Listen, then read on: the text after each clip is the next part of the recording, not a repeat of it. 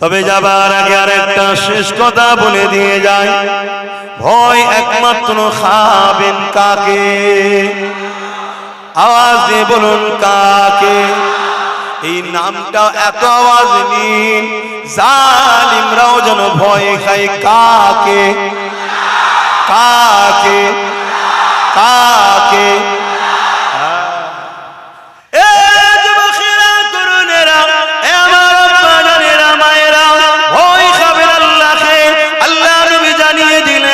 সময় আসবে আমার উম্মতিরা প্রচুর মার খাবে। মন্দি হাদিসটা শুনে সাহাবা হুজুররা জিজ্ঞাসা করলে, ইয়া রাসূলুল্লাহ হাবিবাল্লাহ, আমার ভাইদের সংখ্যা কি কম হবে? আল্লাহ নবী বললেন, না, সংখ্যা তাদের কম হবে না। নবী বলেছেন সংখ্যা কম হবে না, আমাদের সংখ্যা কি কম? যদি কম হতো তাহলে নাম বাদ দিতে লাগতো। তো জানে নাম বাদ না দিলে আসতে পারবে না, নাম বাদ। এ যুবকেরা, তরুণেরা, আল্লাহ নবী জানিয়ে দিলেন সংখ্যা তাদের কম হবে না। সাহাবা হুজুররা জিজ্ঞাসা করলে, ইয়া রাসূলুল্লাহ হাবিবাল্লাহ, তাহলে মার কেন খাবে? আল্লাহ নবী জানিয়ে দিলেন, বাবা সাহাবারা, তাদের মধ্যে দুটো খারাপি ঢুকে যাবে। কি খারাপি ঢুকে যাবে? তারা আল্লাহকে ভয় না করে দুনিয়ার জালিম অত্যাচারী শাসককে ভয় করবে। এই ভয় তাদের মধ্যে ঢুকে যাবে। এ যুবকেরা, তরুণেরা, বাপেরা, তাহলে আমাদের মধ্যে ভয় করা দরকার ছিল আল্লাহ, কিন্তু আমার রাসূলুল্লাহর হাদিস মিলে গেল। আমরা আজকে চতুর্দিকে মার খাচ্ছি, যেখানে তাকাও মার খাচ্ছি। কেন মার খাচ্ছি? নবী পাক জানিয়ে দিলে তাদের অন্তর থেকে আল্লাহর ভয় বেরিয়ে যাবে, দুনিয়ার জালিম শাসকের ভয় ঢুকে যাবে। আমাদের অন্তরে জালিম শাসকের ভয় ঢুকেছে না ঢোকেনি? এমনি এমনিও ঢুকে যায়নি, আমাদেরকে ঢুকানো হয়েছে। আর এই ঢুকানোটা কোথা থেকে হয়েছে? মাফ করবেন, খারাপ লাগলেও কিছু করার নেই, বলতে হবে, বলতে হবে। মসজিদের মেম্বারে দাঁড়িয়ে দাঁড়িয়ে ঢুকানো হয়েছে। মসজিদের মেম্বার থেকে বক্তব্য দেওয়া হয়েছে। কি বলা হয়েছে? এই জালিমের ভয় দেখানো হয়েছে, আল্লাহর ভয় আমাদেরকে দেখানো হয়নি। এ যুবকেরা, তরুণেরা, নবিয়ানা মেম্বার থেকেও ভয় দেখানো হয়েছে, জালিম শাসকের ভয় ঢুকানো হয়েছে। আজ আমি তোমাকে বলে যাই, ফেরাউনকে ভয় করিনি আমরা, নমরুদকে ভয় করিনি আমরা, সাদ্দাতকে ভয় করিনি আমরা, ইয়াজিদকে ভয় করিনি আমরা, হিটলারকে ভয় করিনি আমরা। আজকে দিনও দুনিয়ার জমিনে যারা জালিম অত্যাচারী খুনি শাসক রয়েছে, তাদেরকেও ভয় খাইনি আমরা। আমরা ভয় খাই একমাত্র আল্লাহকে। এই তোমাদের বলে দিয়ে যাই, ভয় খাবে আল্লাহকে।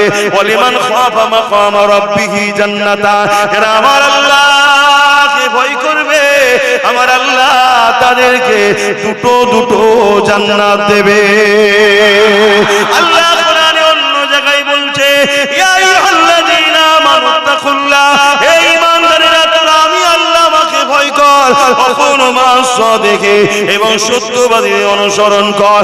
ভয় করব কাকে? কাকে? কাকে ভয় করব? কাকে ভয় করব? কাকে? একমাত্র আল্লাহকে। কারণ আল্লাহ হাসিয়ুন কাদির, আল্লাহ পাক তিনি যিনি ফেরাউনকে নীল নদে ডুবিয়ে মেরেছে। আল্লাহ তো তিনি যিনি এমন করে নমরুদকে খুরা মশা দিয়ে মেরেছে। আল্লাহ তো তিনি যিনি চেঙ্গিস খানকে মেরেছে, হালাকু খানকে মিটিয়ে দিয়েছে। এমন করে হতবাগ আকবরকেও মিটিয়ে দিয়েছে, ব্রিটিশকেও শেষ করে দিয়েছে। আল্লাহ তো তিনি যিনি কত লাফালাফি করছিল, যারা কত আড়াই মাস আগে তাদেরকেও মিটিয়ে দিয়েছে। আল্লাহ তো তিনি আজকেও সুযোগ পেয়েছে, সেও যদি মনে করে আমি বিরাট কিছু হয়ে গেছি, আল্লাহ তো তিনি যিনি এদেরও নিশানা মিটিয়ে দেবে। কারণ জুলুম কখনো টিকে থাকতে পারে না, অন্যায় কখনো টিকে রাখতে পারে না, সন্ত্রাস কখনো টিকে রাখতে পারে না, খুনিরা কখনো দীর্ঘদায়ী হতে পারে না। সত্য ইনসাফ নাই, দীর্ঘদিন টিকে আসে। বলে যাব, আল্লাহ পরীক্ষা নেবে তোমাকে আমাকে, ন্যায়ের পক্ষে থাকবে, সত্যের পক্ষে থাকবে। কোন জালিম শাসককে ভয় করবে না, ভয় করবে একমাত্র আল্লাহকে। আল্লাহ অন্য কারো কাছে মাথা নত করবে না। আল্লাহ ছাড়া অন্য কারো কাছে কোনো কিছু আশাও করবে না। সবকিছু দিবার মালিককে। এ যুবকেরা, তরুণেরা, কোন দেশে যদি পারমাণবিক বোম থাকে, যেমন আমার দেশে রয়েছে, মোল্লা বানিয়েছে। কে বানিয়েছে? মোল্লা বানিয়েছে। এমন করে পারমাণবিক বোমা রয়েছে, চীনা শুরুটা মাদ্রাসা থেকে হয়েছে। যা ওই বোম থাকার জন্য আমার দেশকে দুনিয়া এখন ভয় করে। কেন? পারমাণবিক ছেড়ে দিলে সব চিৎপাতাং হয়ে যাবে, তাই তো নাকি?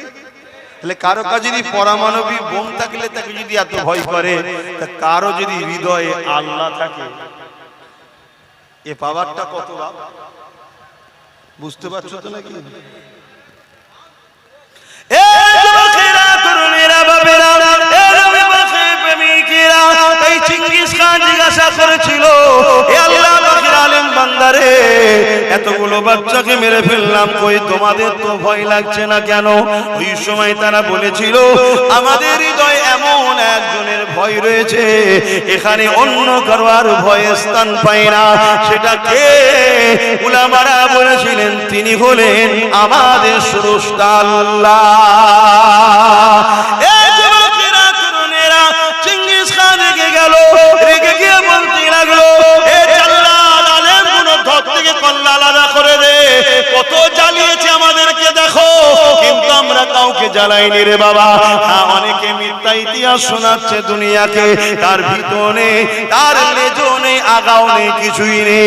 এই যুবকেরা, চিঙ্গিস খান যখনই হুকুম করে দিল, কতল করা শুরু হয়ে গেল। একটার পর একটা আলেমের ধর থেকে কল্লা আলাদা হতে লেগেছে, আলাদা হতে লেগেছে। এই প্রথম কাতারেতে একজন বুজুর্গ আলেম ছিলেন, তিনি প্রথম কাতার থেকে দ্বিতীয় কাতারে চলে গেলেন। দ্বিতীয় কাতারে যখন অনুপদ চলে যেতে লেগেছে, চিঙ্গিস খান দেখে নিয়েছে, কিন্তু কিছু বলল না। 99 জন প্রথম কাতারে আলেমকে কতল করে দেওয়া হলো, কেন? একজন তো দ্বিতীয় কাতারে চলে গেছে, এখন দ্বিতীয় কাতারে 101 জন হয়ে গেছে। আবার চিঙ্গিস খান হুকুম করে দিল জাল্লাদকে, দ্বিতীয় কাতারের উলামাদেরকে কতল করো। দ্বিতীয় কাতারে উলামাদেরকে কতল করতে লাগলো। এই কতল ধর থেকে কল্লাগুলো আলাদা হচ্ছে, কিন্তু পাশের আলেমটা একটুখানি তো ভয় খাচ্ছে না। এই যুবকেরা, তরুণেরা, কারণ আমাদের তো পুরস্কার শুরু হয় মৃত্যুর পর থেকে। এই শাহাদাতের মরণ, এটা সব থেকে বড় নিয়ামতের মরণ। কেন? যারা শহীদ হয়, আল্লাহ তাদেরকে বেহিসাব জান্নাতি বানায়। এই যুবকেরা, তরুণেরা, বাপেরা, আমার নবী পাকের গোলামেরা, শুনে রেখে দাও, ও নবী পাকের দিওয়ানারা, এইভাবে দ্বিতীয় কাতারে যখন উলামাদেরকে কতল করছে, ওই প্রথম কাতারে বুজুর্গ উলামাটা দ্বিতীয় কাতারে চলে গেল। দ্বিতীয় কাতারে যখন যেতে লেগেছে, ওই সময় দ্বিতীয় কাতারেও 100 জনকে কতল করে দেওয়া হলো। দ্বিতীয় কাতারে এখন 101 জন রয়েছে। চিঙ্গিস খান আগিয়ে এসে ওই বুজুর্গ উলামার সামনে দাঁড়িয়েছে, দাঁড়িয়ে গিয়ে বলতে লেগেছে, এবারে তুমি কোন কাতারে যাবে? প্রথম কাতার থেকে দ্বিতীয় কাতার, দ্বিতীয় কাতার থেকে তৃতীয় কাতার, এখনো সময় আছে, আমাদের দিকে চলে আসো, এবারে তুমি কোথায় যাবে বলো। ওই সময় বুজুর্গ উলামা কি বলেছিলেন? হে চিঙ্গিস খান, আমার আল্লাহ আছে। আরো জোরে বলুন সুবহান। ইসলামে ধর্মনীতি আছে, সমাজনীতি আছে, পরিবার নীতি আছে, রাষ্ট্রনীতি আছে, রাজনীতি আছে, সম্প্রীতি নীতি আছে, মানববন্ধ নীতি আছে। এ যুবকেরা, তরুণেরা, ইসলামে বিশেষ নীতিও রয়েছে। তাহলে একজন আলেম হিসাবে নামাজের কথাও বলতে হবে, রোজার কথাও বলতে হবে, ধর্মের নীতির কথাও বলতে হবে, সমাজ নীতির কথাও বলতে হবে, পরিবার নীতির কথাও বলতে হবে, প্রতিবেশী নীতির কথাও বলতে বলতে হবে, রাষ্ট্রনীতির কথাও বলতে হবে, রাজনীতির কথাও বলতে হবে, বিজনেস নীতির কথাও বলতে হবে। কেননা আলেমরাই হলো আল উলামা ওয়ারাসাতুল আম্বিয়া। আলেমরা যদি মনে করে আমি শুধু ধর্মনীতির কথা বলবো, তাহলে নবীর ওয়ারিস হিসাবে তাহলে অন্যজন তাহলে বাকিগুলো কে বলবে? কেননা নবী তো কোনো কাউকে আমার ওয়ারিস বলে যায়নি। নবী বলেছে আল উলামা ওয়ারাসাতুল আম্বিয়া, আলেমি হাক্কানীরা হলো আমি রাসূলুল্লাহ আমার ওয়ারিস। তাহলে নবী যেগুলো করেছে ওইগুলো আমাদের কত করতে হবে। আল্লাহ পাক কোরআনের মধ্যে জানিয়ে দিচ্ছে মা তাকুমুর রাসূল ফাখুযুহু ওয়া মা নাহাকুম আনহু ফান্তাহু। আমার নবী যা আদেশ করছে নিয়ে নাও, আমার নবী যা নিষেধ করছে ছেড়ে দাও, আমার নবী যা দিচ্ছে নিয়ে নাও, আমার নবী যা ছাড়তে বলছে ছেড়ে দাও। তাহলে নবী ধর্মনীতি নিয়েছে ওটাও নিতে হবে, নবী সমাজ নীতি দিয়েছে ওটাও নিতে হবে, নবী রাজনীতি দিয়েছে ওটাও নিতে হবে, নবী রাষ্ট্রনীতি দিয়েছে ওটাও নিতে হবে, নবী বিজনেস নীতি দিয়েছে ওটাও নিতে হবে, নবী সংসার জীবন নীতি দিয়েছে ওটাও নিতে হবে। এ যুবকেরা তরুণেরা, তাহলে আমার নবীর কথা বলবে কে? নবী বলছে আমার কথা তো বলবে আল উলামা ওয়ারাসাতুল আম্বিয়া, আলেমে হাক্কানীরা নবীর ওয়ারিস যারা তারা বলবে। তাহলে আজকে উলামারা যদি বলে বাবারা নামাজ পড়ো, রোজা রাখো, হজ করো, দাঁড়িয়ে রাখো, মসজিদ মাদ্রাসা বানাও, ভালো কথা বলেছেন, ধর্মনীতি হয়ে গেছে, কিন্তু সমাজনীতির কথা বলবো না, অর্থনীতির কথা বলবো না, রাজনীতির কথা বলবো না, রাষ্ট্রনীতির কথা বলবো না। এই উলামা তাহলে বলুন আমার নবী পাকের দিনের সামান্য কিঞ্চিৎ শিখালে বাকিটা তো আর এই সমাজকে আপনি দিলেন না। এই সমাজ যখন তোমার কাছ থেকে পেল না, এই সমাজকে তখন দুনিয়ার ব্যাপারীরা তারা মিথ্যার দিকে নিয়ে যাবে, গানের নামে রাজনীতির আসর তৈরি করবে, দলীয় কাজের নামে বিজয়া দিবস উপলক্ষণ করাবে, যেটা আমার দলের কাজ চলো। অথচ রাসূলুল্লাহ জানালে যেখানে গায়রুল্লাহর কোনো কাজ হয় ওই জায়গায় তোমরা যেও না, ওখানে আল্লাহ পাকের লানত হয়। এই কেউ যদি গায়রুল্লাহর উপাসনা করে সেটা তার পছন্দ, তার রুচি, তার কাছে সে মহান স্রষ্টার কাছে জবাব দেবে। কিন্তু আমি যখন এক খোদার বিশ্বাসী, তাহলে আমার খোদাকে যেখানে অমান্য করে গায়রুল্লাহকে নিয়ে আসা হয়, আমি উম্মতে মুহাম্মাদী হিসাবে দলীয় কাজ বলে সেই জায়গায় তো আমি কখনো শরীক হতে পারি না। কিন্তু আজকে রাজনীতির নামে তোমাকে আমাকে গায়রুল্লাহর অনুষ্ঠানে নিয়ে যাওয়া হয়েছে। উলামারা আমরা রুকিনি, আমরা তোমাদেরকে বলিনি, আজকে তোমাকে আমাকে এমন এমন স্লোগান দিয়েছে দলীয় কাজের নামে, যে স্লোগানে তোমার আমার কুফরি হয়েছে, ঈমানটা চলে যাচ্ছে। তোমাকে আমাকে তাই বুঝাতে হবে, আসো দুনিয়াদারি করতে হবে, ধর্মনীতি করতে হবে, সংসার করতে হবে, রাষ্ট্র চালাতে হবে, সব করতে হবে। কিন্তু মনে রেখে দিও মডেল হবে শুধুমাত্র একজন, উসওয়াতুন হাসানা মুহাম্মদ রাসূলুল্লাহ। কেন আমরা পারবো না? আজকে ওমর ফারুক হুজুর যদি আর্ধেক পৃথিবীর রাজত্ব চালাতে পারে, আবার মদিনার মসজিদে নববী শরীফে ইমামতিও করতে পারে, তাহলে আমাদের ইমামদের কাছে প্রশ্ন, হ্যাঁ আমার ইমাম ভাইরা আমাকে খারাপ নিও না ভাই, ভালোবাসি, বুঝাতে চাইছি, অনেক কাল খেতে হয়েছে মানুষের জন্য কথা বলতে গিয়ে। আজকে যদি একজন ইমাম যিনি মদিনার নববীতে নামাজ পড়ার নাম তার ওমর ফারুক ইমামতি করে, আবার আর্ধেক পৃথিবীর শাসন দায়িত্ব পালন করে, এবং শাসন তো শাসন, এমন শাসন দায়িত্ব পালন করেছে বাঘা ছাগলে এক হাঁটে পানি খেয়েছে, এমন শাসন ব্যবস্থা করেছে তিনার রাজত্বকালেতে একটা চুরি কখনো হয়নি, তিনার রাজত্বকালে কোনো ধর্ষণ হয়নি, তিনার রাজত্বকালে কোনো নাগরিক কোনো পূজা খিদাতে ঘুমায়নি, তিনার রাজত্বকালে কোনো মানুষের উপরে বেইনসাফি হয়নি, তিনার রাজত্বকালে কোনো মানুষকে কোনো মানুষ ফট চিটিংবাজি করবে, বোকা বানাবে, এটা করতে পারেনি। আমার ওমরে ফারুক মসজিদের ইমাম ছিলেন, আবার অর্ধেক পৃথিবীর শাসনকর্তা ছিলেন। তাহলে আজকে কেন আমাদের ইমামরা এগিয়ে আসবে না যে আমি ইমামতিও করব, আবার পঞ্চায়েতের প্রধানও হব?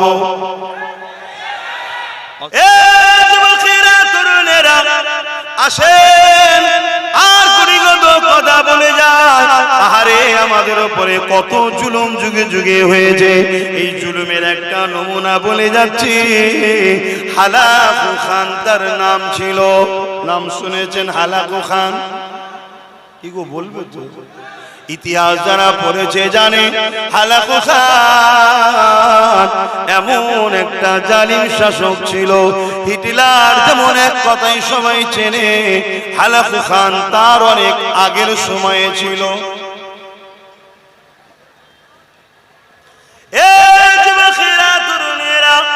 মিশরের উপরে হামলা করলো, মিশরের মুসলমানদেরকে এত মারা মেরেছে, এত মারা মেরেছে, মানুষের রক্তেতে নদীর পানি লাল হয়ে গেছে। মুসলমানকে এত মেরেছে, মুসলমানের মাথার কল্লাগুলোকে কেটেছে। কেটেলে ইটের যেমন আমরা ঘর তৈরি করি সাজাই, মুসলমানের মাথাগুলোকে সাজিয়ে সাজিয়ে সাজিয়ে সাজিয়ে বড় বড় রাত প্রাসাদ তৈরি করেছে। কিন্তু শুনে রেখে দেন, দিনের শেষে রেজাল্টটা কি হলো? রেজাল্টের ফাইসালা হলো হালাকু খান মিটে গেছে। আজও 200 কোটি মুসলমান বেঁচে আছে।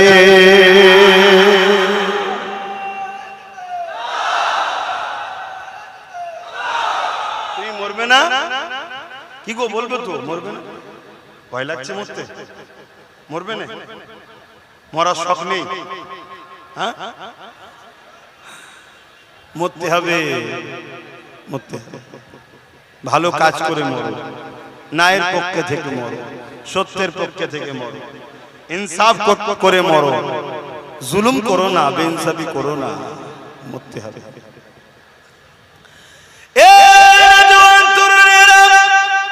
চেঙ্গিস খান নাম শুনেছেন? বাগদাদের মাদ্রাসাগুলোকে মিটিয়ে দিবার জন্য হামলা করেছিল। মাদ্রাসাকে উপরে হামলা করে মাদ্রাসাগুলোকে ভেঙে দিয়েছিল। মাদ্রাসার ছাত্রগুলোকে কতলেআম করে রক্তাক্ত করে দিয়েছিল। এই যুবকেরা, তরুণেরা, বাপেরা, এ নবী পাকের প্রেমিকেরা, চেঙ্গিস খান এত অত্যাচার, এত জুলুম করেছে। যেসব জায়গাগুলোকে দখল করত, কোনো ঘর বাড়ি, মানুষ, গাছপালা, পশু পাখি কিছুই রাখতো না, সব পুড়িয়ে মেরে শেষ করে দিত। এত বড় জালিম শাসক ছিল। ওই বাগদাদে হামলা করলো, বাগদাদের মাদ্রাসা ছাত্রগণকে কতলেআম করে দিল। 300 ছাত্রকে, 300 উস্তাদকে নিয়ে এমন করে 3টে লাইনে সীমাবদ্ধ করে দাঁড় করিয়ে দিল। 3টে লাইনে কাতার দিয়ে দাঁড় করিয়ে দিল। 100 100 100 3টে কাতারে 100 100 করে 300 জনকে দাঁড় করিয়ে দেওয়া হলো। এই 300 জনকে দাঁড় করিয়ে দিয়ে চেঙ্গিস খান আগিয়ে এসে বলছে, এ মুসলমান, এ উলামায়ে হক, দিনেরা, তোমরা কেন ভয় খাচ্ছ না? কি খাচ্ছ না?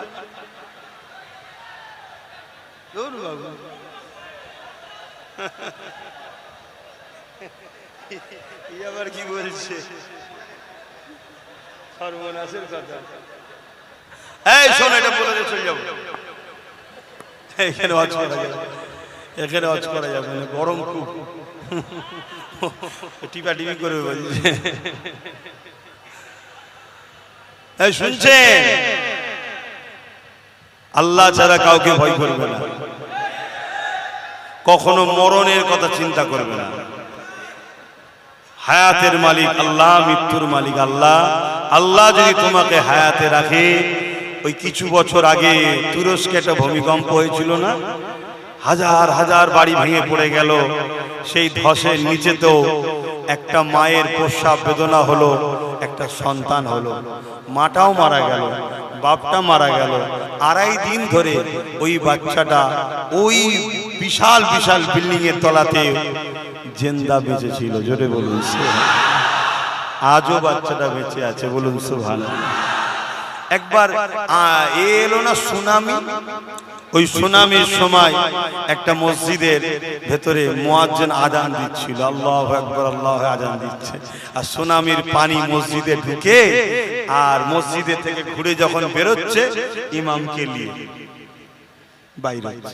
তো স্রোতে সবতে ভেসে চলে যাচ্ছে, গাড়ি বাড়ি টাকা পয়সা ব্যাংক ব্যালেন্স সব মানুষজন মরে ভেসে চলে যাচ্ছে, ইমামও ভেসে চলে যাচ্ছে। আমার আল্লাহ ইমামকে নিয়ে যে একটা নারিকেল গাছ দিল, জোরে বলুন সুবহানাল্লাহ। অন্য গাছ দেয়নি। কেন দিল নারিকেল গাছ? কেন ওর উপরে থাকলে খাবারও পাওয়া যাবে, কেন কিছু না পাক নুনা পানি তো পানিটা তো পাওয়া যাবে। আর নারকেল গাছের দেখবেন মাথা ভেসে থাকে, তোর উপরে বসলো, স্রোতের মতো গাছ বেরিয়ে চলে যাচ্ছে, স্রোতের মধ্যে বেরিয়ে চলে যাচ্ছে। যেতে যেতে যেতে যেতে যখন সব সুনামি থেমে গেল, আর গেল অনেকদিন পর, আর এরকম যখন জাহাজ সব বেরিয়েছে, আল্লাহ জাহাজকে ওই দিকেই নিয়ে গেলেন। সব কন্ট্রোল তার হাতে রে বাবা, সব কন্ট্রোল তার হাতে। হাই হাই, আজকেও যা কিছু হচ্ছে সব কন্ট্রোল তার হাতে। এর মধ্যে অনেক পরীক্ষা আছে, সে কিন্তু আম সমাজে বলার মতো নয়, কিন্তু সব ভুল বুঝবে। সমস্যা তো এটা, আপনারা সেইভাবে তো বিশ্বাস করেন না, না যেভাবে আপনার আব্বারা বিশ্বাস করতো আমার দাওয়াতে ঘরে। এখন সব সন্দেহ করে, সমস্যা তো এটাই। আর না হয় আপনি যদি আমাকে বলেন, আমি তো ভালো কিছু দেখতে পাচ্ছি, আমি খারাপ কিছু দেখতে পাচ্ছি না, আমি ভালো কিছু দেখতে পাচ্ছি। কথা বুঝলেন? কেন? আমি জানি ব্যথা যদি না বাড়ে সন্তান হবে না, ব্যথার দরকার আছে, ঠিক তো নাকি? ব্যথা যখন হতে হতে হতে হতে চরম ব্যথা হয়ে যাবে, তখন কষ্টটা হয়তো সহ্য করা অনেক কঠিন, কিন্তু এটাও ঠিক কথা, আর দেরি নয়, এবারে অতিথি আসবে। জোরে বলুন সুবহানাল্লাহ, তাই তো নাকি? তা আমাদেরও ব্যথা ৭৯ বছর ধরে হচ্ছে, হালকা হালকা হালকা হালকা হচ্ছে। প্রথমে যারা ছিল একটু হালকা, তারপরে আরেকটু হালকা বা একটু বেশি, তারপরেরটা আরেকটু বেশি, এখন পুরো ডাইরেক্ট ব্যথা উঠে গেছে। কথা বুঝে আসছে? এ ব্যথা চরম ব্যথা, এর থেকে তো বড় ব্যথার কেউ নেই। কি এ ব্যথার ভয়ই তো এতদিন ছিলাম আমরা, বুঝছেন তো নাকি? হ্যাঁ, খুব ভালো বোঝে সব আল্লাহ জানে। এ ব্যথার ভয়ই তো ছিলাম, এ ব্যথার ভয়ে কখনো আমরা এক জায়গায় হইনি, ভাই ভাইকে সালামও দিইনি, এক জায়গায় হইনি। কেন? আমরা এক হলে নাকি ব্যথা তাড়াতাড়ি উঠে পড়বে। কথা বুঝে আসছে? আরে আগে যদি ব্যথা উঠতো আরো লাভ হতো, শুনছেন? কিন্তু এখন যখন ব্যথা উঠেছে, এখন তো অনেক দিন হয়ে গেছে, আমরাও তো অনেক দুর্বল হয়ে গেছি। আগে তবু আরো সবল ছিলাম না, কিন্তু আমাদেরকে দুর্বল করানোর জন্যই শুধু অপেক্ষা করিয়েছে। যখন আমরা দুর্বল হয়ে গেছি, সবাই মিলেই ব্যথাকে তুলেছে। খেয়াল করে দেখুন না, সবাইকে জিজ্ঞেস করুন, হারা তোর 30 জন ছিলিস, হঠাৎ করে 10 জন 20 জন গেল কোথায়? বলবে ব্যথার দিকে। ওকে জিজ্ঞেস করো, ভাই তোর তো এতদিন সব সাথী ছিল, 40 জন ছিলিস তো তোরা, আজকে 10 জন 30 জন গেল কোথায়? বলবে ব্যথার দিকে। তো সবাই মিলেই তো ওই দিকে পাঠিয়েছে বলেই তো ও বেশি হয়েছে। এখন সব পাঠিয়ে দিয়ে আবার আমাদের ঘরে মজা করে চুষার জন্য আবার আসছে, ঘুরঘুর করছে, দেখছেন না? শুধু আমাদের এখানে ঘুরঘুর করছে, কেন? ওখানে জানা, আর এখানে ঘুরঘুর করে শুধু ভয় দেখাচ্ছে, এই হবে হানাবে তানাবে। আরে আমরা তো নেই ওদের সাথে, আমাদেরকে বুঝাচ্ছিস কেন? যারা সাথ দিচ্ছে বুঝা যে দেশটা শেষ হয়ে যাবে না, এটা একটা প্ল্যান, এটা একটা প্ল্যান, কিন্তু এই প্ল্যান আমরা তো ধরতে পারছি না। তো সেই জায়গায় ব্যথা এখন চরমে, কষ্ট হয়তো অনেক বেশি হবে, কষ্ট অনেক বেশি হবে। অনেক মসজিদ চলে যাবে, অনেক মাদ্রাসা চলে যাবে, অনেক ভাই চলে যাবে, অনেক বোন চলে যাবে, ঠিক তো নাকি?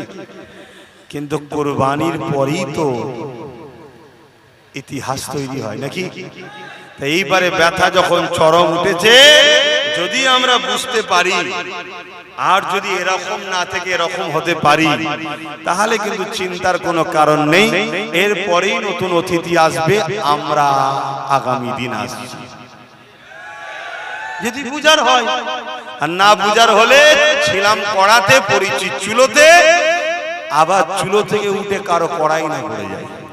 কেন? অনেকে কড়ালে ঘুরছে দেখছি তো, আমার কাছে খবর যাচ্ছে, বললে তো অনেকে কষ্ট পাবে। হ্যাঁ, অনেক ভাই ছিলেন তো ঘরে ঢুকে গেছিলেন, আমার সব ভালোবাসা ছেলেরা মার ধর খেয়ে আর করে কেস কামারি খেয়ে সব হাত ধরে আর করে টেনে বার করলো, আই ভাই আই ভাই। এখন আবার দেখছি তারাই আমার ভালোবাসা গুলোকে আমার ঘর ভাঙাতে চাই। আরে এত দুনিয়ায় রয়েছে বাবা, যাকে খুশি নিয়ে সংসার কর না, সে আমার গুণকে নিয়ে সংসার করবে বলেছে, তাহলে সমস্যা নয়। এজন্যই বললাম যে 60 টাকা বেশি রে বাবা, ওখানে ভাগ বসা, এখানে অল্প আছে, এখানে কেন ভাগ বসাচ্ছিস, ওখানে ভাগ বসা। আর আমরা যদি এখান থেকে ভাগ দিয়ে দিই তাহলে এদের পেট ভরে যাবে, ওখানে যাবে না। এখান থেকে ভাগ দেননি, ঠেলাই পড়লে বিড়ালো যেমন গাছে ওঠে, ওইখানে গিয়ে ভাগ বসাতে যাবে। ওখানে ভাগ করলেই, বুঝছেন না, চিৎপাতা হয়ে যাবে। বোঝার যদি হও আর না বোঝার হলে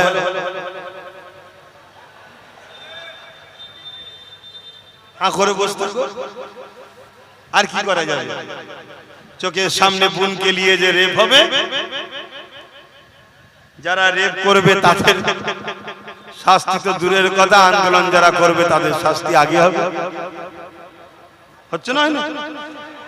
এই জন্য বলছি বোঝার যদি হয় বোঝো, না বোঝার হলে আমি আর কি করতে পারি।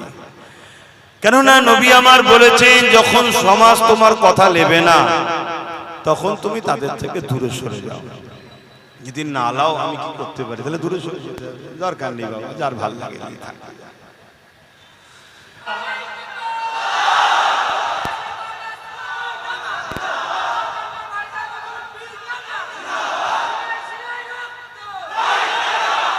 আজ যদি কেউ তোমাকে আমাকে বলে এবার তোমাদের কি হবে, তোমরা কি বলবে? জোরে বলো। কিন্তু এইটা তো আজকে বলছো, হাকিকাতে বলো।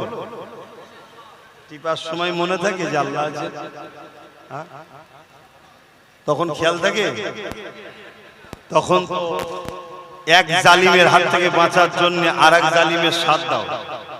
হ্যাঁ, এতদিন আমরা ইসলামের গোপন দুশমনদের সাথ দিয়েছি। বলো বলো বলো, দিয়েছো না দিওনি? স্বীকার করো। এতদিন আমরা ইসলামের গোপন দুশমনদের সাথ দিয়েছি। হ্যাঁ, ইসলামকে আঘাত দেয় যারা, এদের কাছে প্রিয় তারা। বিগত দিনও এমন অনেক চরিত্রহীন জালিমদের ঘরে নিয়ে এরা হুড়োহুড়ি করেছে না করে, আবার নতুন করে হুড়োহুড়ি করতে চাইছে। কারণ কি? ইসলামকে আঘাত দেয় যারা, ইসলামের দুশমনদের আপনজন তারা। এটা কমন ব্যাপার, এটা বুঝতে এত দেরি হয়? গত দিনও তো অনেকে নিয়ে হুড়োহুড়ি করেছিল, আজকে আবার নতুন করে হুড়োহুড়ির একটা প্ল্যান চলছে। খবর রাখো তো নাকি চলছে? কিন্তু আমরা গত দিনে কি বলে বন্ধু সেজে গোপন দুশমনকে সাথ দিয়েছি না দিইনি? বলবেন তো? কেউ বলেছিল কোরআন মিটে যাবে, আমার উন্নতি মিটবে না, সে কি দুশমন নয়? সাথ দিয়েছি না দিইনি? আল্লাহ বলছে যখন গোপন দুশমনকেই এত ভালো লাগে, তো এবারে একটা প্রকাশ্য দুশমনী সামনেতে দিয়েছে। এসেই বলছে খাওয়া বন্ধ। কে? লাউ খেলা সামলাও। তাহলে আমরা আমাদের কবর নিজেরা খুঁড়িছি না খুঁড়িনি? তাহলে এখান থেকে ফিরে আসার রাস্তা আছে না নাই? কে বলেছেন? আল্লাহ বড় দয়ালু। লা তাখনাতু মির রাহমাতিল্লাহ, বান্দা আমার রহমত থেকে নিরাশ হয়ে যাস না। আছে তো দরজা খোলা, কিন্তু আসতে হবে তো। এখনো কি আসার ইচ্ছা আছে? কই দেখতেই পাচ্ছি না, এখনো তো আসার ইচ্ছা নেই। সেদিন একটা মুরব্বী গেছে, আমি যাব্বা অনেক কিছু করো যাব্বা, আর নয় এবার ছেলেগুলো করুক, পিছন থেকে পরামর্শ দিই। বলছে না না, ও ছেলেগুলোকে বলেন যেন আমাদের দিকে চলে আসে। আমি আল্লাহ তোমার হাতে হিদায়েতের পাওয়ার, কপাল যদি ফাটা হয় পরিবর্তন হওয়ার রাস্তা নাই। তোমাদের যাবার সময় হয়ে গেল আব্বা, এবার তো মসজিদে যাবে, তাসবিহ পড়বে, আল্লাহ আল্লাহ করবে। হ্যাঁ, প্রতিবেশী, পাড়া প্রতিবেশী সব আত্মীয় স্বজনের বাড়ি বাড়ি ঘুরতে যাবে। হ্যাঁ বাবা ভালো আছিস, কেন আত্মীয়তা বজায় রাখলে হায়াত বাড়ে। জোরে বলুন সুবহানাল্লাহ। কুটুম বাড়ি, মেয়ের বাড়ি, ছেলের কি বলে বিয়াই বাড়ি, সব কুটুম আছে না, একটু যাবে, দুদিন কাটালো, একটু মনটা ফ্রি থাকবে, তা না, আবার সব দেখছে। কথা শুনছেন? আমি সব মুরব্বীকে বলছি, যে বলেছেন তার কথা বলছি। আবার সব দিচ্ছে যে আবার যদি কিছু করে খাওয়া যায়, তাহলে বলো আমরা মার খাওয়া দরকার আছে না নাই? আল্লাহ ঠিক করছে, আল্লাহ ঠিক, আল্লাহ কিছু ভুল করেনি। অনেক সময় দেখা যায় আমরা আল্লাহ ভুলে যাই, আল্লাহ কঠিন বিমার দেয়। বিমারের চোটে দেখবেন সে ফিরে এসে আল্লাহ আল্লাহ করে, আল্লাহ আল্লাহ করে, আল্লাহ আল্লাহ করে। এই বিমারটা দিয়ে আল্লাহ ঠিক করেছে না ভুল করেছে? জোরে বলুন। ঠিক করেছে। তা আমরা এত দূরে সরে গেছি, তা আল্লাহ হয়তো এটাও তো হতে পারে যে আমাদেরকে পরিবর্তন করার জন্যই দেখাচ্ছে যে দেখ তোদের গাফলতির জন্য আজকে আমার ঘর চলে যাচ্ছে। আমার ঘর চলে যাওয়াতে আমি আল্লাহ আমার কিছু যায় আসে না। তোরা কি জানিস না, আমার বাবলিতে প্রথম আঘাত যে করেছিল আমি আল্লাহ, তার দ্বারা 100 মসজিদ বানিয়ে নিচ্ছে। আমি হলাম সেই আল্লাহ। জোরে বলুন সুবহানাল্লাহ। অতএব আমার কোনো অসুবিধা নেই, আমি তোর ওই ঘরে থাকি না, আমার ইবাদত করা হয় তাই আমার ঘর বলা হয়। মসজিদ যদি পুরো পৃথিবী থেকেও মুছে দেওয়া হয়, আমার আল্লাহর কোনো অসুবিধা আছে ভাই? জোরে বলুন। কিন্তু আমাদের দুগালে তো চুনকালি, আল্লাহর ঘরের হেফাজত করতে পারলি না। আর এই হেফাজতের জন্য সর্বপ্রথম যে দায়িত্বটা হলো, সেই দায়িত্বটা হলো নিজেকে মসজিদের সঙ্গে জুড়ে রাখা। আমরা তো রাখি না, বলেন ভুল বলছি? মসজিদ গুলো গেলে দেখলে কি দেখা যায়, কেউ লাঠি ধরে, কেউ বেঁকে গেছে, কেউ টেরে গেছে, সেইগুলো কি হাজির। বলেন ভুল বলছি? তাহলে যে সমাজের যুব সমাজ তার মসজিদ থেকে দূরে সরে আছে, ওই মসজিদকে তো টার্গেট করাই হয়। ধরুন আপনাদের এলাকার কোনো একটা জায়গা ওই জলগোল ফেলে এমনি পড়ে আছে, লোক যে নোংরা ফেলে, উঁচনা ফেলে, দোকানের জিনিসপত্র সব বাড়তি জিনিসগুলো যে ফেলে, কেউ যোগাযোগ নেই, দেখার নেই, পরিষ্কার পরিচ্ছন্ন নেই, তদারকি করার কেউ নেই। স্বাভাবিক ওই জায়গা থেকে জমি হাঙরদের নজর পড়বে না, পড়বে না, এই জায়গাটার মনে হয় কেউ মালিক নেই, এটা দখল করে। ঠিক তেমনই মসজিদগুলোতে আমাদের যুব সমাজ না যাওয়াতে আজকে মসজিদের দুশমনদের নজর পড়েছে। কথা বুঝছেন না? নাই এত জায়গা রয়েছে কলজে ভরে নে, ওইখানটা দিয়ে দিতে হবে না, ওটা ব্যাপার নয়। ব্যাপার হচ্ছে ভেঙে দাও, মিটিয়ে দাও, অস্তিত্ব রেখনি। কেন? উপর থেকে যারাই যাবে তারাই দেখবে এটা কি বলতে, ও ইসলামের প্রচার হবে। দোকানটা শাটারটা বন্ধ করে দাও, নাই আমার খদ্দের থাকবে না। কথা বুঝছেন না? বুঝেন না? মনে রেখে দিও, আল্লাহ তোমাকে আমাকে কাউকে ছাড়বে না, হিসাব নেবে, হিসাব নেবে। তুমি আমি নেতাদের পাকা ঘর তৈরি করার জন্য মারপিট করেছি, তুমি আমি নেতা নেত্রীর গদি বাঁচাবার জন্য মারপিট করেছি, তুমি আমি নেতাদের ছেলেপুলেদের ব্যাংক ব্যালেন্স হবে, গাড়ি হবে, তার জন্য মারপিট করে ওদেরকে বারবার ক্ষমতায় বসিয়েছি। কিন্তু একবারও আমরা ভাবিনি আল্লাহর ঘর মসজিদ মাদ্রাসাগুলো নিরাপদে কি করে থাকবে, এ কথা উম্মতে মুহাম্মাদি তুমি আমি ভাবিনি। তাহলে তোমার আমার বিপদে আল্লাহ সাথ দেবে আশা করছো কেন? এখনো সময় আছে, সংগঠিত হও, ঐক্যবদ্ধ হও। কোন জিনিস করার আগে প্ল্যান তৈরি করা হয়, তাই তো নাকি? একটা ঘর হবে, তার ব্লু প্ল্যান হয় না কি? তা তোমাকেও সেই প্ল্যান তৈরি করো আগে। তোমাদের তো কোনো প্ল্যানই নেই। ডান দিক যেতে বললে বাঁ দিকে যাও, বাঁ দিক বললে ডান দিকে যাও। প্রত্যেকটা জায়গায় বলেছি, নিজের এলাকায় নিজের ধর্ম পালন করো, নিজের এলাকায় হুড়োহুড়ি করো, এরপরও কথা কোনো মানে বলে মানে না। আরো কত কি বলেছি, কত কিছু বুঝিয়েছি, প্ল্যান ছাড়া কোনো কাজ হয় না। শুনেছেন? শোনেন? আমি আজকে আরেকবার বলে যাচ্ছি, যদি মনে করো সুখে দুঃখে বিপদ আপদে তোমাদের পাশে থাকা দরকার, তাহলে তুমি আমার পাশে আগে আসো, তাহলে আমি তোমার পাশে যাব। আসবে আমার পাশে? কারা আসবে হাত তুলে দেখো। হাত সত্য তো? এবার এই হাতটা যে তুললে সত্য, এর প্রমাণ কি আছে, দলিল কি আছে? আরে আল্লাহ তো সব জানে, আমারও তো জানা দরকার যে ছেলেটা আমার সাথে আছে। কেন আমাকে যতজন গালি দেয়, সমালোচনা করে, কোনো অমুসলিম তো নয়, মুসলমানরাই তো করে নাকি? আমি বুঝবো কি করে কোন মুসলমান এটা, এজিদি না হোসাইনি, চিনবো কি করে? তাহলে প্রমাণ লাগবে না লাগবে না? তা কি প্রমাণ দিতে হবে, এটা আলোচনা হবে। তার জন্য তুমি যোগাযোগ করো। প্রত্যেক গ্রামে গ্রামে আমি বলেছিলাম 50, 60, 70, 100টা করে ছেলে আসো, দেখা করো। বলেছিলাম না বলিনি? আছো, দেখা করো। ও তো ভুরপুরা শরীফে যাও, হ্যাঁ, কেন মনে ঘোড়ার পিঠে উঠে লাফাচ্ছে শুধু, এখানে ওখানে এখানে কোনো কি মারছে। আর আল্লাহ যদি কোনো জায়গায় মিলাই কিসমতে যেখানে মালিক আল্লাহ আমি নয়, খাওয়া দাওয়া হয়ে গেল, রুমালটাও নেই, পাচাতেই হাত মুছে নি, ছুট পোপো করে ঘুরছে। খারাপ লাগছে কথা নাকি? ওরে বাবা, ইয়া নবী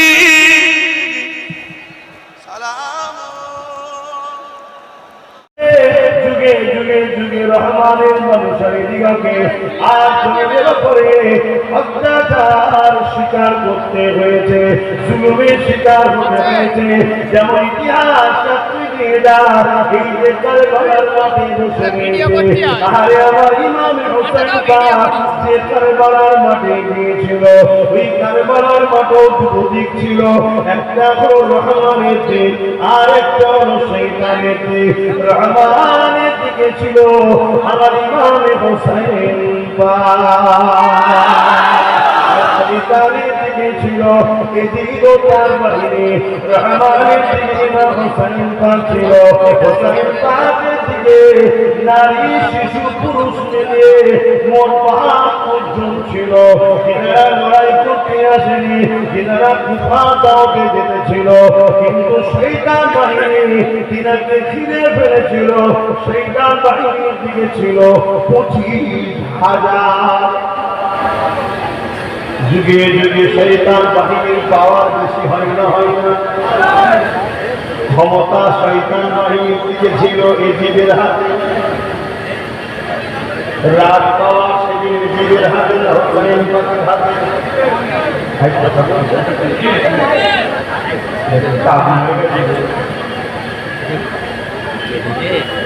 আর হোসেন পাক মাত্র 72 যাচ্ছে কোথায়? দাওয়াত দিয়েছে, দাওয়াতে পরিবারের স্ত্রী আছে, বাচ্চা আছে, বোন আছে, কন্যা আছে। 6 মাসের বাচ্চার সাথে করে নিয়ে পুরো পরিবার সহ, তখনকার গাড়ি সিস্টেম ছিল না, একটা কাফেলা বেরোতো, ওই কাফেলা যাচ্ছে কুফাতে দাওয়াতে। আর এদিন তৎকালীন সময়ের শাসক ছিল, জোর করে শাসক। কি করে শাসক? জোর করে, যেমন এখন করে ভেটে চুরি করে আর করে কোন দিক দিয়ে যদি নাও পারে রাষ্ট্রের নাম চেষ্টা করবে, অনেক দিক চেষ্টা চলবে। এদিক এরকম জোর করে বসে গেছে, ক্ষমতার জোর দেখিয়ে ইমাম হোসেন পাককে এজিদ মেসেজ পাঠিয়েছিল, হোসেন তুমি আমার নেতৃত্ব মেনে নাও। কেন? তুমি যদি মেনে নাও, পৃথিবীতে আর আমার বিরোধী করার কেউ থাকবে না। কেন? তুমি নবীন নওয়াসা, তুমি যাকে হাত মিলাবে দুনিয়া সবাইকে ভাগ করে মিলাবে, ঠিক তো নাকি? আর যদি কোনো হুজুর, কোনো আলেম, কোনো বক্তা, কোনো ইমাম চোর নেতার পাশে বসে সাধারণ মুসলমান কি বলবে? হুজুর যখন আছে তার মানে ওই চুরিটা জায়েজ ছিল, বুঝলি? ও ঠিক আছে, ঠিক তো নাকি? এই জন্য আজকালকার নেতারাও চেষ্টা করে একটু মলিছে হুজুর সাহেব কি এটা মুসলিম ধর্মে, আবার অন্য ধর্মের যারা আছে তারাও চেষ্টা করে তাদের দ্বারা থাকে, তাহলে ভাববে মনে সৎ লোক রে, যেমন নেতা ধর্মগুরু যখন আছে ভালো লোক। সেদিন এটি চেয়েছিল হোসাইন পাককে কি করে বাগিয়ে আনা যায়।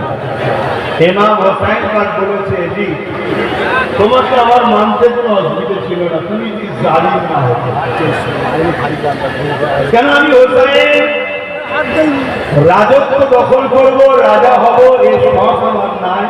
কেন দোনো জাহানটাই হলো আমার রাজানের, জোরে বলুন আমি হোসাইনকে আল্লাহ জান্নাতের যুবকদের সরদার বানিয়েছে, জোরে বলুন জান্নাতি হওয়া, জান্নাতের সার্টিফিকেট পাওয়া ভিন্ন বিষয়, আলাদা বিষয়। হোসাইন পাক জান্নাতের যুবকদের সরদারের সার্টিফিকেট পেয়েছে, তার মানে বিনা ইজাজতে হোসাইন পাক, হাসান পাকের বিনা ইজাজতে জান্নাতে কারো থাকা হবে না, সেই পাওয়ার পেয়েছে, জোরে বলুন হ্যাঁ।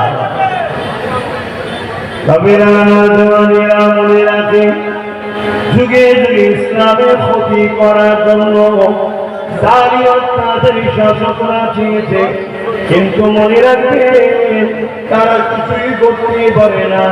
কিন্তু ইসলামের অনুসারীদের ক্ষতি হয়েছে, আর এই ক্ষতির পিছনে এক শ্রেণীর লোকেদের সহযোগিতার জন্য ওই শ্রেণীটাকে বলা হয় মুনাফিক মুসলমান।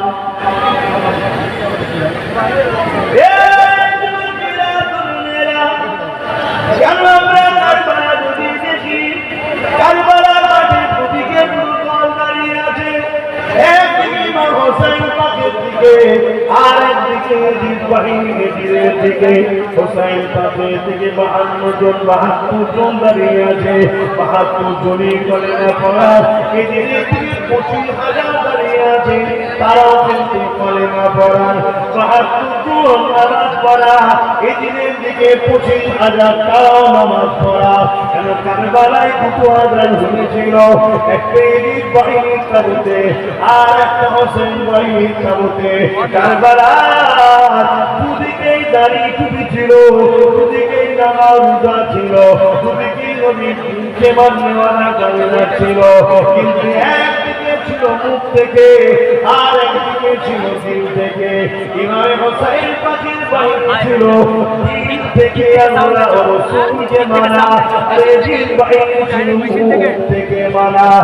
আজকে দিনও দুই ধরনের মুসলমান রয়েছে, একটা হলো হোসেনি মুসলমান আর একটা হলো ইজিদি মুসলমান। হোসেনি মুসলমান কারা?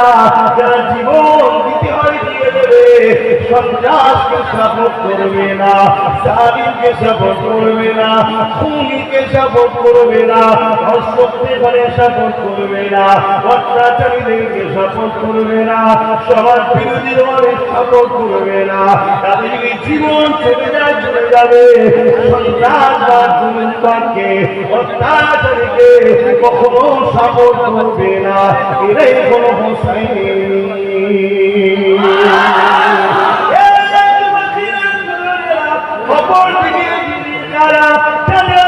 মুসলমান দাবিদার হবে, কিন্তু সন্ত্রাস বাহিনীকে সাপোর্ট করবে, খুনিদেরকে সাপোর্ট করবে, অত্যাচারীদেরকে সাপোর্ট করবে, গাদ্দারদের সাপোর্ট করবে, ইসলামের দুশমনদের সাপোর্ট করবে। মনে রেখে দিও, এরা হলো ইজিদি। আজও দুই ধরনের মুসলমান আছে না। আজকে দিন আমাদের যা ক্ষতি হচ্ছে, এর জন্য কারণ প্রকাশ্যে দুশমনকে আগে দেব না, এর কারণ হলো মুনাফিক ইজিদি মুসলমান। 6-7 বছর 8 বছর আগে মসজিদ চলে যাচ্ছে, মাদ্রাসা চলে যাচ্ছে বলেছিলাম তো, আমার পিছনে লেগেছিল না? দেখেন বলি না, আমি যুব সমাজের ঘরে নিয়ে একটা পিছনে লেগেছিল, কারণ লেগেছিল মুনাফিক একদম পরিমাণ লেগেছিল লাগে।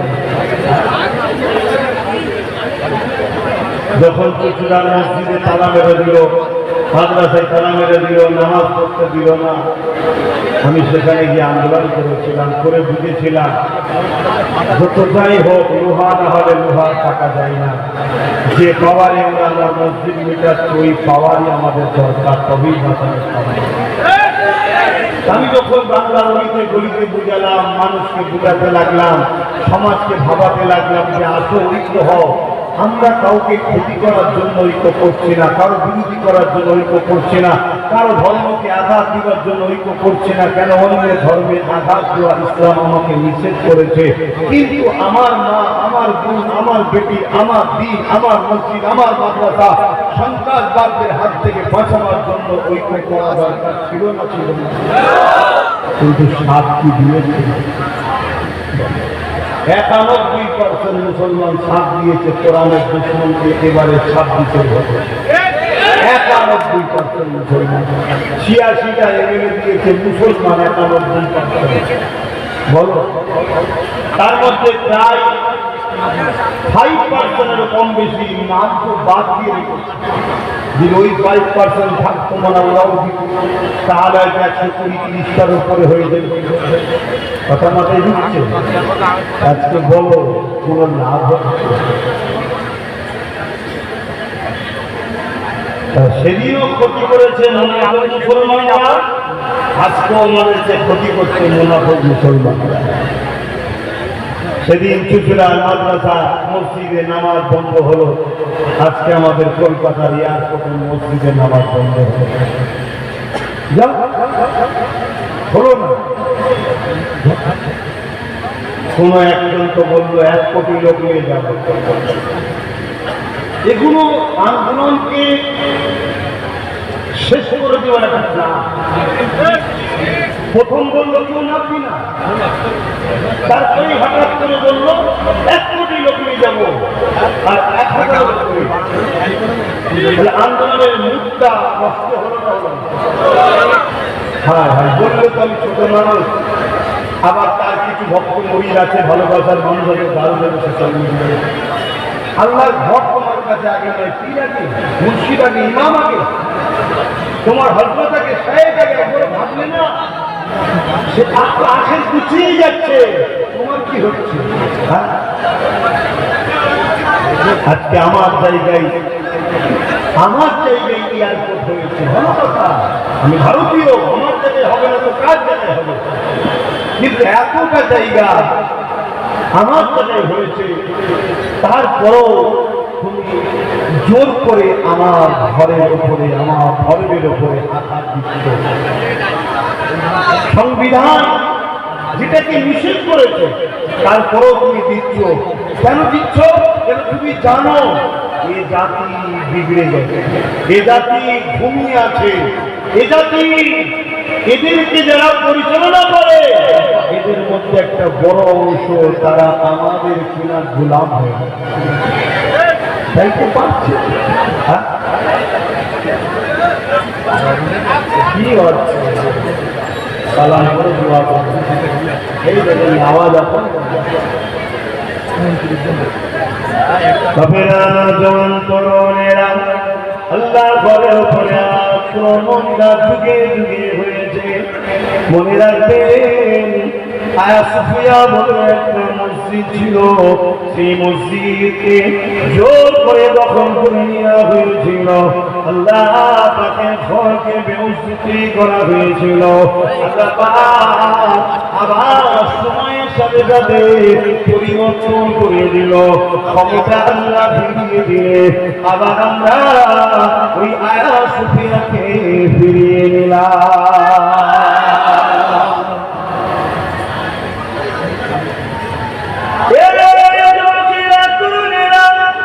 যদি তোমার দিল সত্যি কাঁদে আল্লাহ ঘরের জন্য, যদি তোমার দিল সত্যি কাঁদে খোদার নবীর ঘর মসজিদ মাদ্রাসার জন্য, জন্যে, তোমার দিন যদি সত্যিকারে ইনসাফের জন্যে, তোমার দিন যদি সত্যিকারে মানবতার জন্যে, তোমার দিন যদি সত্যিকারে সত্য শান্তির জন্যে মনে রেখে দিও, তবে তুমি ইমানদার মুসলমান, তাহলে তোমার জন্য জান্নাত রয়েছে।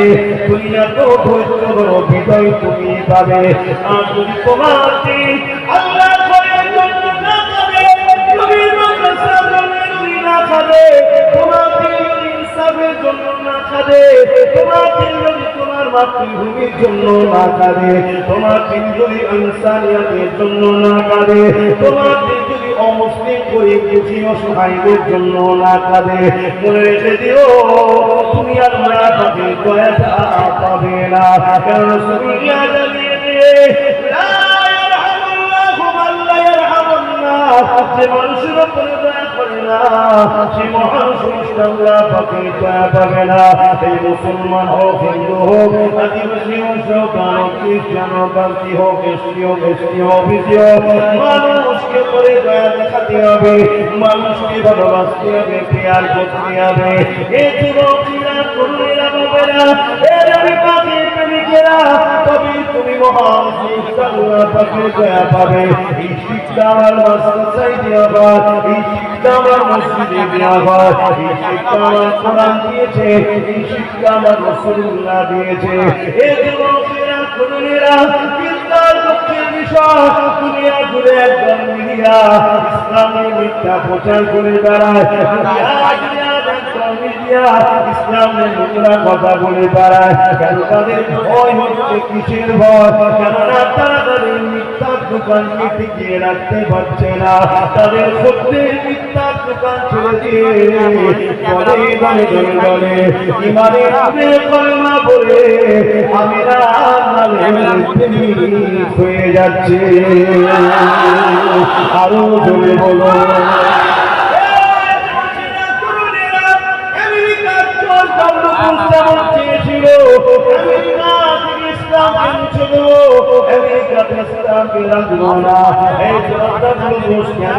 কাজ করতে লেগেছো মুহাম্মদ রাসূলুল্লাহ জীবনী ফলো করতে লেগেছে। আমার নবী পাকের জীবনী সোশ্যাল মিডিয়াতে গুগলে সার্চ করছে, তারা গুগলে সার্চ করে আমার রাসূলুল্লাহ জীবনী পড়তে লেগেছে। আর আমার নবী পাকের জীবনী কি স্বয়ং স্রষ্টা জানাচ্ছে সব থেকে উত্তম চরিত্রওয়ালা হলো মুহাম্মদ রাসূলুল্লাহ। আল্লাহ কোরআন জানাচ্ছে উসওয়াতুল হাসানা, সব থেকে উত্তম সুন্দর আখলাক হলো মডেল হিসাবে মুহাম্মদ রাসূলুল্লাহ। যে নবী আমার দুশমনকে পানি পান করিয়েছে, যে নবী আমার যারা শহীদ করতে এসেছে তাদেরকে রাসূলুল্লাহ মাফ করে দিয়েছে। ইতিহাসের পাতা সাক্ষী চলে গেছে আমার নবীর আখলাক দেখে দলে দলে মানুষেরা ইমানের কালেমা পড়ে মুসলমান হয়ে গেছে।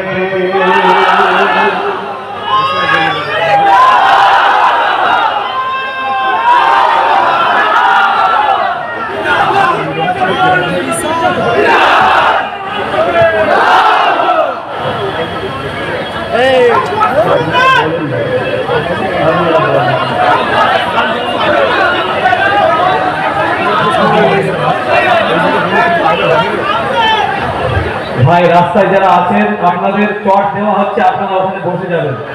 চট দেওয়া হচ্ছে, আপনারা সকলে বসে যাবেন। কথা বেশি বলেন না, কথা বললে ওয়াজ করতে সমস্যা হচ্ছে। চট দিয়ে দেন ভাই, চট দিয়ে দেন।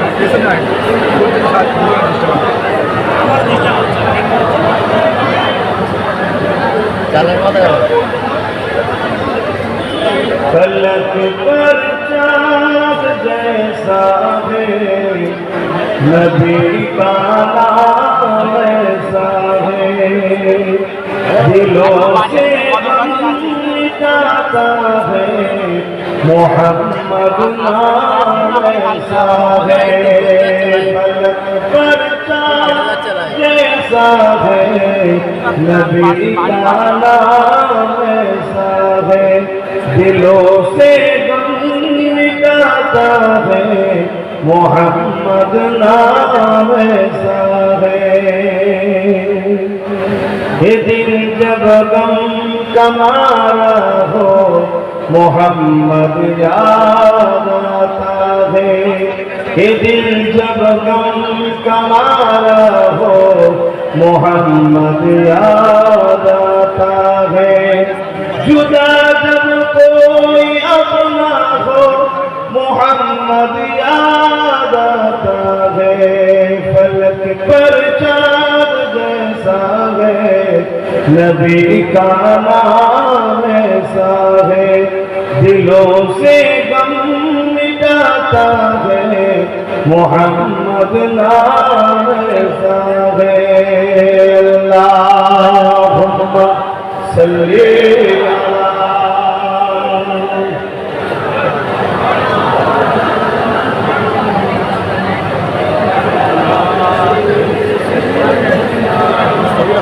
আমার বাপেরা ভাইরা যুগে যুগে আমাদের উপরে অনেক অত্যাচার জুলুম হয়েছে ইতিহাস আজও সাক্ষী দেয় রোম থেকে শুরু করে পারস্য থেকে শুরু করে কিসরা কাইসার থেকে শুরু করে আমেরিকা থেকে ব্রিটেন থেকে ফ্রান্স থেকে শুরু করে পুরো দুনিয়া জুড়ে আমাদেরকে মিটাবার জন্য হাজারো চেষ্টা হয়েছে যেখানে আমাদেরকে মিটাতে গেছে আলহামদুলিল্লাহ হয়তো আমাদের অনেক জীবন চলে গেছে কিন্তু আমাদের জীবন তো আমরা দিতে প্রস্তুত আছি সত্যকে জেন্দার জন্য ঠিক তো নাকি আর আমরা এখানে আওয়াজ দিয়ে জানিয়ে দিই যেখানে আমাদেরকে মিটাতে গেছে জীবন হয়তো আমাদের অনেক গেছে কিন্তু আমাদের জীবনের বিনিময়ে সেই জায়গাতে ইসলামের আলো ব্যাপকভাবে ছড়িয়ে যাচ্ছে জোরে বলুন আরো জোরে বলুন আর উদাহরণ ইউরোপ দুনিয়া পশ্চিমা দুনিয়া ইউরোপ কান্ট্রি ইউরোপ দুনিয়া চেয়েছিল আমেরিকা ফ্রান্স বিভিন্ন দেশ চেয়েছিল ইসলামকে মিটিয়ে দেবে জর্জ ডব্লিউ বুশও চেয়েছিল কিন্তু জর্জ ডব্লিউ বুশের কন্যাই ইমানের কলেমা পড়ে হাফেজে কোরআন আল্লাহ বানিয়ে দিয়েছে জোরে বলুন আজ তাদেরই মিডিয়া তাদেরই কলম তাদেরই লেখা তারাই আজকে বলতে শুরু করেছে কি আগামী 40-45-এর মধ্যে আমেরিকা সহ ইউরোপ দুনিয়া সংখ্যা গুরু হবে ইসলাম জোরে বলুন অথচ সরকার তাদের প্রশাসন তাদের মিলিটারি তাদের সব ক্ষমতা তাদের হাতে সেখানে তো আর কেউ কাউকে জোর করে ধর্মান্তরিত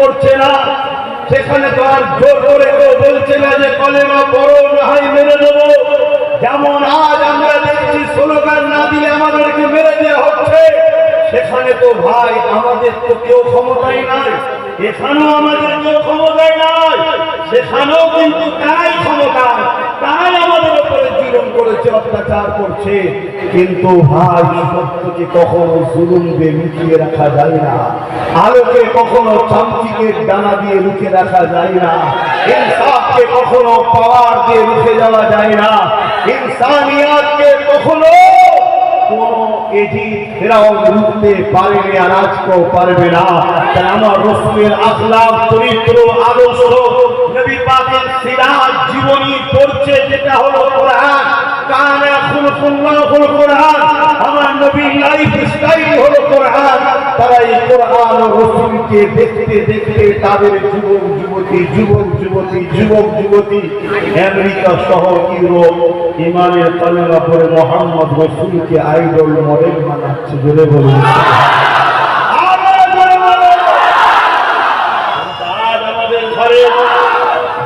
সমাজ, তোমরা ইসলামের ঘরে জন্ম নিয়ে, কোরআনের ঘরে জন্ম নিয়ে, দিনের ঘরে জন্ম নিয়ে, হাদিসের ঘরে জন্ম নিয়ে তোমরা আজকে ইসলাম থেকে বেরিয়ে চলে যাচ্ছ। কারণ কি?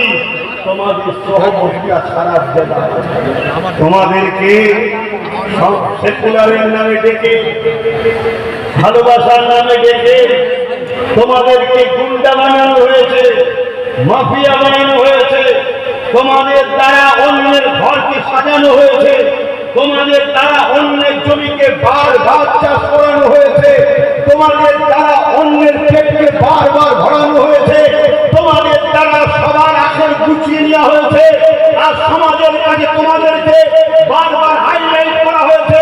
মুসলমান মানে মারপিট করে, মুসলমান মানে অশিক্ষিত, মুসলমান মানে বোম মারে, মুসলমান মানে বন্দুক চালায়, মুসলমান মানে সমাজের বুকে কারো ভোট চুরি করে কাউকে জিতাবার জন্য মারপিট করে। বারবার তোমাদেরকে খারাপ করে দেখিয়েছে, প্রত্যেকেই দেখিয়েছে, বা সবাই তোমাদেরকে ব্যবহার করেছে। কিন্তু আজকে দিনের শেষে এমন একটা জায়গায় এসে দাঁড়িয়েছি, কেউ আগে হালকা মিষ্টি সুরে কথা বলে মারত, আর আজকে কেউ ডাইরেক্ট মারছে। পার্থক্য শুধু এত জায়গায়, তুমি আমার নামে কিনা নেবে তোমার ব্যাপার। সেদিন আব্বাস সিদ্দিকী যে জায়গায় ছিল, যে কথা বলেছিল, আজকেও সে জায়গায় আছে, সে কথাই বলছি। মুখ একটা, কথা একটাই আছে, দুটো বলিনি আমি, আজও সে জায়গায় আছে। তাই তোমাদেরকে আজও বলছি, সময় এখনো আছে, পরিবর্তন হও, ঐক্যবদ্ধ হও, একতা হও, নিজের মায়ের জন্য হও, নিজের বেটির জন্য হও, নিজের বোনের জন্য হও, নিজের স্ত্রীর জন্য হও, নিজের ঐতিহ্যকে বাঁচাবার জন্য হও। আরে কারো জন্য যদি না হও, তোমার নতুন প্রজন্মের বাচ্চাগুলোর জন্য ঐক্য হও। তুমি ভাবো আজকে তোমাকে কিভাবে শেষ করার ষড়যন্ত্র চলছে। এই জায়গায় অনেক ময়ালু দাঁত দেখিয়ে বেরোবে, হাসবে তোমার সামনে, আমি আছি তো। অনেক দয়ালু বেরোবে, অনেক ময়ালু বেরোবে। ইতিহাসের পাতা উল্টে দেখা যাবে তারাও ভেতরে ভেতরে ছুরি মেরেছে আমাদেরকে। একটা তারা আমাদেরকে যশ তৈরি করে দেয়নি, কিন্তু খারাপ লাগছে। বাবারা এতদিন হলো তারা আমাদের ছেলেদের ঘরে আইপিএস আইএএস ভিডিও বানাই না কেন? তারা জানে একটা দিন এদেরকে চুষে যখন সমাজের কাছে খারাপ করে দেবো, কাউকে একজন তো এসে বসবে এদেরকে সাফাই করার জন্য। সেদিন যদি এদের মধ্যে থেকে জজ বেরিয়ে পড়ে, উকিল বেরিয়ে পড়ে, ডিএম বেরিয়ে পড়ে, ভিডিও বেরিয়ে পড়ে, আইএস আইপিএস এদের যদি বেরিয়ে পড়ে, তাহলে এদেরকে সাফাই করতে অসুবিধে হবে। আমাদের দরদি কেউ আছে, কিন্তু একটা ছেলে তো বলছে যে একবেলা খেতে যদি নাও পারো, না খাও, ছেলেকে পড়াও। কিন্তু সেই তো তোমাদের দুশ্মন হয়ে গেছে, সেই তো মুসলিম জাতির কাছে এখন কলঙ্ক। যদি বিশ্বাসের হতো তাহলে আর 91% ওই দিকে না গিয়ে এদিকে যদি চলে আসতো, আজকে 100-র উপরে মাটি হাতে থাকতো।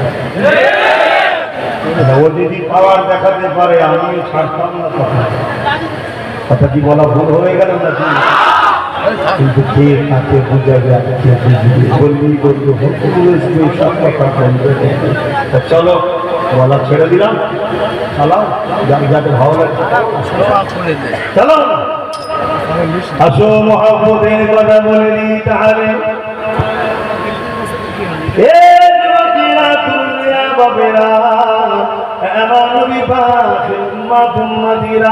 বাবারা নামে রেখে দিও, যুগে যুগে আমাদেরকে পরীক্ষা নিয়েছে, আগামী তো নেওয়া হবে, আজও নিতে চলেছে। কিন্তু কিন্তু আমাকে তোমাকে আল্লাহর প্রেমে পরীক্ষায় দিতে হবে।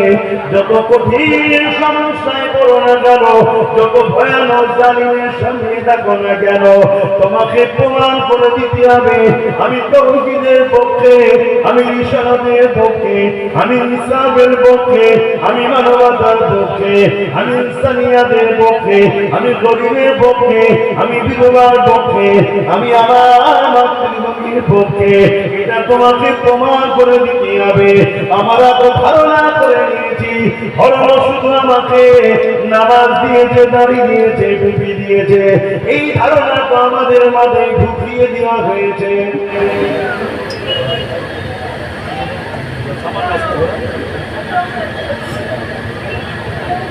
আমাদের মাথায় ঢোকানো হয়েছে,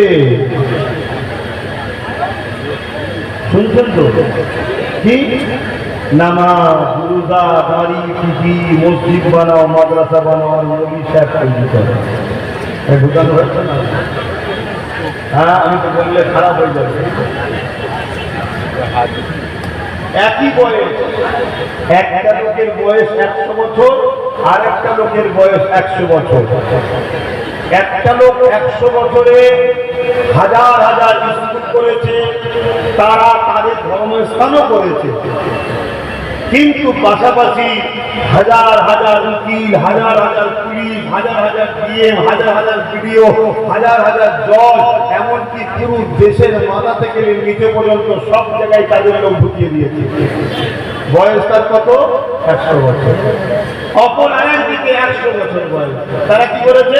শুধু মাদ্রাসার জাকাত তুলেছে আর মাদ্রাসা চালিয়ে বললি খারাপ হয়ে যাবে, কিন্তু সহ্য করতে হবে।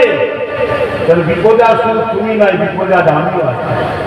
কথা বুঝছেন তো? নবী একবারও ভাবলো না মাদ্রাসার প্রয়োজন আছে, কেন মাদ্রাসা ইনসাফ শিখায়, ইনসানিয়ত শিখায়, মাদ্রাসা দেশের প্রেম শিখায়, মাদ্রাসা মায়ের পায়ের তলায় জান্নাত শিখায়, মাদ্রাসা নারীদেরকে অধিকার দেওয়া শিখায়, বড়দের সম্মান ছোটদের স্নেহ দেওয়া শিখায়। কোন কলেজ, ভার্সিটি, ইউনিভার্সিটিতে শিখায় না লা ইয়ারহামুল্লাহু মান লা ইয়ারহামুন নাস।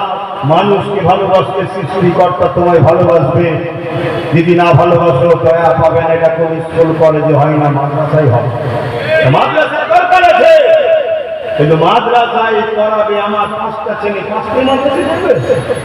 হ্যাঁ, একটা মনীষা হোক না, আর একটা ডাক্তার হোক, আর একটা উকিল হোক, একটা জজ হোক, একটা আইএস আইপিএস হোক, বা ডিএম হোক, বা বিডিও হোক, আর ওই মনীষা এই 4 জনকে বসে দিন শিখাবে, আর এই 4 জন অঙ্কের ইনকাম করে তার ভাইকে দেবে হুজুর হিসাবে নজরানা। এটা হতো না? কথা বলবেন তো ভাই,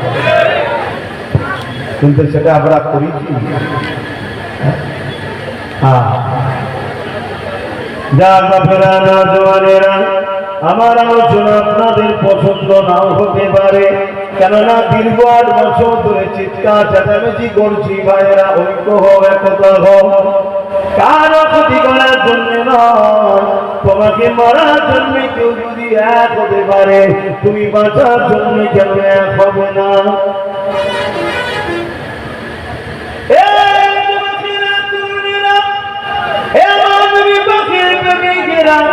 আমি জানি আল্লাহ দিনের জন্য যথেষ্ট, আমি এটাও জানি আমাদের সংখ্যা কখনো বেশি প্রয়োজন হয়নি। যতবার লড়াই হয়েছে আমাদের সংখ্যা কখনো মাইনে রাখেনি। আমাদের সংখ্যা প্রত্যেকবারে কম ছিল, আমাদের সংখ্যা প্রত্যেকবারে দারিদ্র্যের থেকে কম ছিল, আমাদের হাতে পাওয়ার প্রত্যেকবারই ছিল না, আমাদের হাতে অর্থ পাওয়ার প্রত্যেকবারই ছিল না। কিন্তু আলহামদুলিল্লাহ প্রতিবারেতেই বিজয় আলহামদুলিল্লাহ আমাদেরই হয়েছে। আগামী দিন পুরো বিশ্ব জুড়ে একটা বিষয় লড়াই হবে, সেই লড়াই শুরু হয়েছে সবে। টুক টুক টুক টুক টুক টুক টুক টুকরো হতে লেগেছে। এই লড়াইয়ের শেষটা কিভাবে আজ আমি বলে যাচ্ছি, বেঁচে না থাকলেও মিলিয়ে নেবে, ইতিহাস সাক্ষী দেবে ইনশাআল্লাহ। এই লড়াই শেষ যেদিন হবে সেদিনও আমাদের সংখ্যা কিন্তু কম থাকবে, সেদিনও আমাদের হাতে পাওয়ার থাকবে না, সেদিনও আমাদের হাতে কোনো রকম অর্থ পাওয়ার, ম্যান পাওয়ার, মানি পাওয়ার, মাসুল পাওয়ার কিছুই থাকবে না। শুধু একটা পাওয়ারের জোরে সেদিন আমরা আবার বিজয় লাভ করবো। ওই পাওয়ারটার নাম হলো ইমানের পাওয়ার। ওই পাওয়ারের যিনি নেতৃত্ব দেবে হযরত ইমাম মেহেদী আলাইহিস সালাম।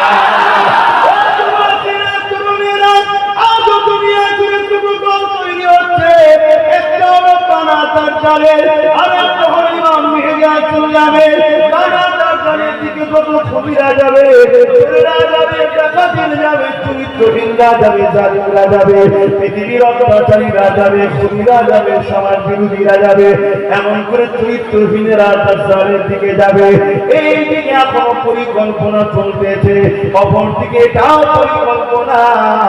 আরে আমাদেরকে শিক্ষা দিতে হবে, সেটা হলো এটা মানবতার পক্ষে, নায়ের পক্ষে, গরিবের পক্ষে। যিনি দাঁড়াবে হযরত ইমাম মেহেদী আলাইহিস সালাম, যিনি ইমাম হাসান হোসেন হুজুরের আওলাদ হবে, তিনার নেতৃত্বে আল্লাহ পাক এই জমিনে আবার ইনসাফ, ইনসানিয়ত, ন্যায়, সত্য, শান্তি, সাম্য তামাম পৃথিবীতে গরিবের মুখে হাসি ফুটবে, এতিমের মুখে হাসি ফুটবে, নারীর অধিকার মিলবে, তামাম পৃথিবীতে আবার শান্তি প্রতিষ্ঠিত হবে। আর একটু যদি বলি, কারবালা শুরু করেছে আমার ইমাম হোসেন পাক, লড়াই হয়েছে জালিম শাসকের বিরুদ্ধে, কারবালা চলতেছে, এখন আমরা কারবালাতেই আছি, লড়াই এখনো জারি আছে। আজ দিন বাহিনী আছে, হোসেন বাহিনী আছে, আজ লড়াই জালিম শাসকের সঙ্গে চলতেছে। এই লড়াই চলতে থাকবে, চলতে থাকবে, চলতে থাকবে। যারা জালিম শাসকের সাথ দেবে এই বাহিনী, যারা জালিম শাসকের বিরোধী করবে হোসেন বাহিনী। এই লড়াই চলতে চলতে এই লড়াইয়ের আখেরি ময়দানে ইমাম হোসেনের পক্ষে নেতৃত্বে লাগবে আমার হোসেনেরই আওলাদ ইমাম মেহেদী আলাইহিস সালাম। এই কারবালা শুরু করেছে ইমাম হোসেন, শেষ ময়দানে বিজয় হবে হোসেনেরই আওলাদের হাতে।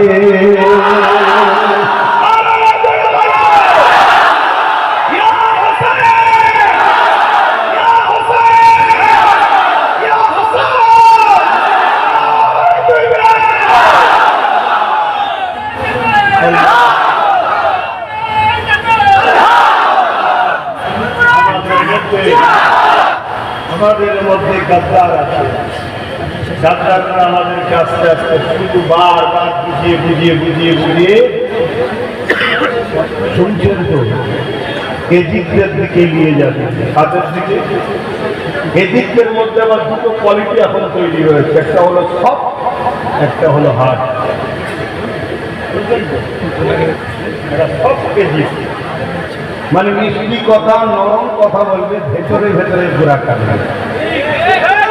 আর একটা হলো হার্ড, ডাইরেক্ট, এখানে হবে না, চলে যাও অন্য জায়গায়। এটা হচ্ছে হার্ড। আব্বাজানরা বুঝছেন? হ্যাঁ। আর সবটা জানেন না? 1100-1200 কোটি টাকা খরচ করবে, আমাদের টাকাও তাতে আছে। আর আমার জায়গায় আমি মসজিদ করবো, করতে দেবেন। আর হলো সব দেখলেন কিছুদিন আগে হয়েছিল, তাহলে এ থাকা মসজিদ তুলে দিচ্ছে, ও নতুন করে আর হতে দিচ্ছে। আজকে যে বলছে এই করব, হ্যান করব, ত্যান করব, কেন? তুমি তো 15 বছর অনেক কিছু পাওয়ার পেয়েছিলে, কি করেছো বাবা? তা তুমি তো জানো ইটালি অনেক লড়ালড়ি হচ্ছে, তা আমার যখন আল্লাহ দিন দিয়েছে আমি ইটালি কিছু একটা ব্যবস্থা করে যাই, কে বললি খারাপ না? অতীব যতক্ষণ না তোমরা, এই আমার নবীর উম্মতেরা শোনো, দাদা পীরের মুরিদরা শোনো, বা অন্য কোন সিলসিলার মানুষ যদি থাকো, যদি ইমানদার হও, শোনো, একজন ইমানদার ভাইয়ের কথা, ততক্ষণ পর্যন্ত তোমরা কামিয়াব হতে পারবে না যতক্ষণ পর্যন্ত না তোমার ঘরের গাদ্দারকে চিনতে পারবে।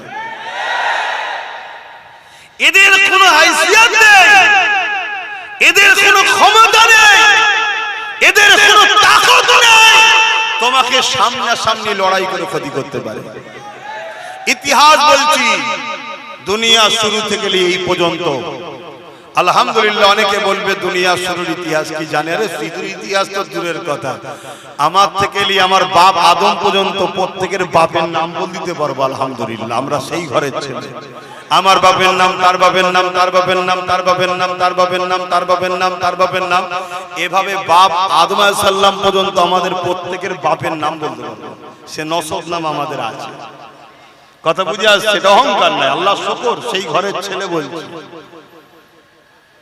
পৃথিবীর ইতিহাসে কোনোদিন আমাদের বুকে কেউ মারতে পারে, যারাই মেরেছে আমাদের পিঠে মেরেছে। পিঠে কখনো প্রকাশ্য দুশ্মন মারতে পারে না, পাশে থাকা আপনজনরাই মারে। আমাদের যুগে যুগে ক্ষতি আমাদের ভেতরের গাদ্দাররা করেছে। আজকে এই ভেতরের গাদ্দারকে যদি চিনতে পারো তাহলে সব সমস্যার সমাধান হয়ে যাবে। এক জায়গায় 60 টাকা আছে আর এক জায়গায় 40 টাকা আছে। খুব ভালো করে শুনবে,